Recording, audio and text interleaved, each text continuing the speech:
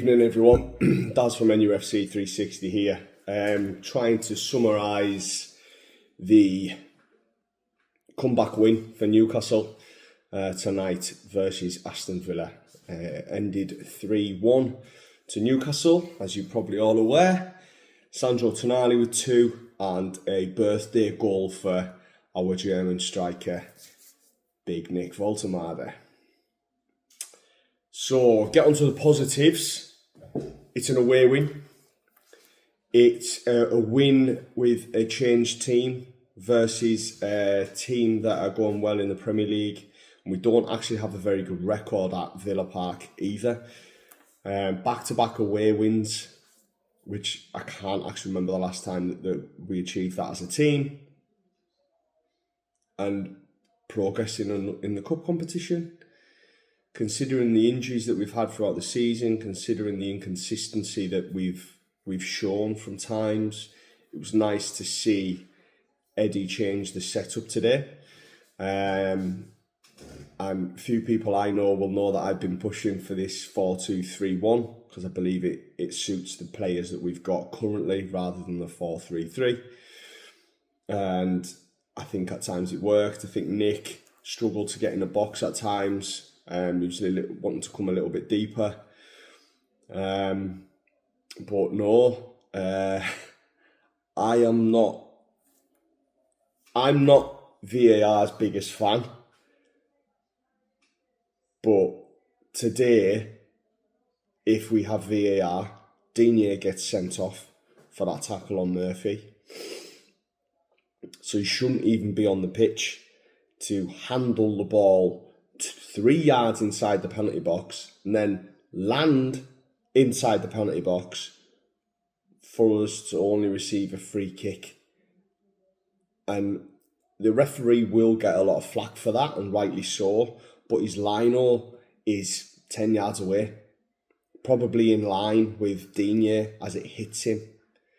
So I think that shows a massive over-reliance now by our officials within the league on VAR bailing them out. They've lost the ability, or they seem to have tonight, to have lost the ability to make those clear-cut decisions.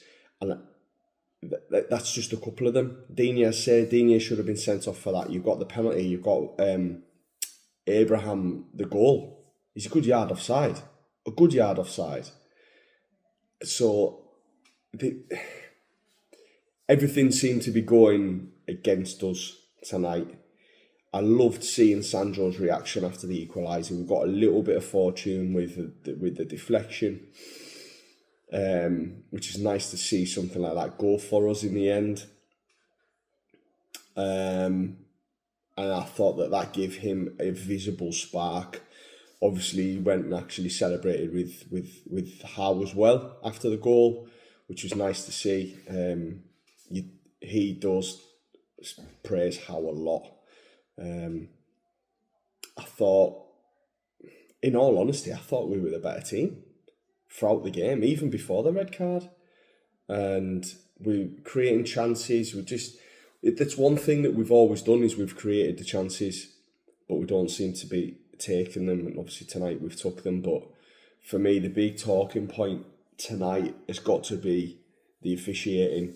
It's truly, truly horrendous that Premier League officials, because I'm going to include the whole team, Premier League officials are making such poor, clear-cut decisions. The offside, it wasn't like Willock against Spurs where his strands of hair were offside. He was a full body length offside. There was 2 of them actually offside, potentially 3 when that ball was played in. But yeah, you see some of the tackles that people look at the Romero one in Man United. He got sent off for that. I actually didn't think it was a red card. But then you have that Digne one who comes in at pace, not like Romero. He's coming in at pace, high, and takes him clean out. Takes Murphy clean out. And I'm not even going to talk about Lindelof's tackle on Hall in the box. Murphy Danny Murphy, the commentator, don't think there's enough there for a penalty. He comes across him and catches him with his thigh on his thigh and knocks him off. And even the Barnes one when is it Bogard, the Villa right back, Barnes runs through and then he kicks him as Bogard and Barnes as Bogard's falling, he kicks him in the inside of his thigh. Like, so there's 2 penalties. There's 2 penalties, an offside goal, a lad that should have been sent off. We should have had 3 penalties really throughout the game. It just a little bit frustrating. But we're through to the 5th round of the FA Cup. That's all that matters. We've got back-to-back victory. We've got Karabag next in the Champions League and City. We've proven that we can win without Bruno as well, which is massive. And hopefully Alanga as well. I think Alanga will come on and he just looks sharp. You can tell he's playing with confidence.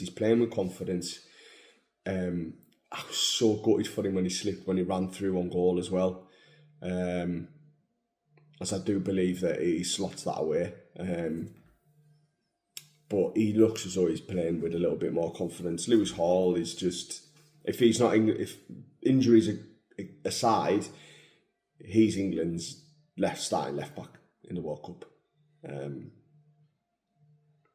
So yeah, we're through to the next round, 5th round of the FA Cup, knockout stages of the Champions League.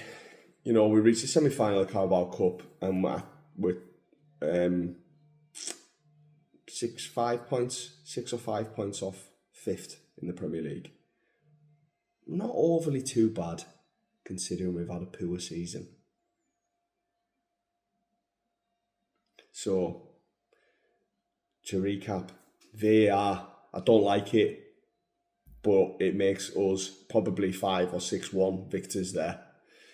Referee, Linos, shocking.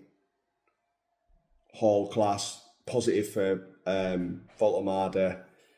And good to see a little bit of rotation on obviously Sandro Tonali as well with 2 goals. He does love scoring against Villa. Scored against them on his debut at St James's. I was there. It's 4-5-1 I think it was. So yeah, it's Daz from NUFC 360 signing off. Come on. Stop on the Hodley. Stop on the Hodley. Stop on the Hodley. Stop on the Hodley. Stop on the Hodley. Stop on the Hodley.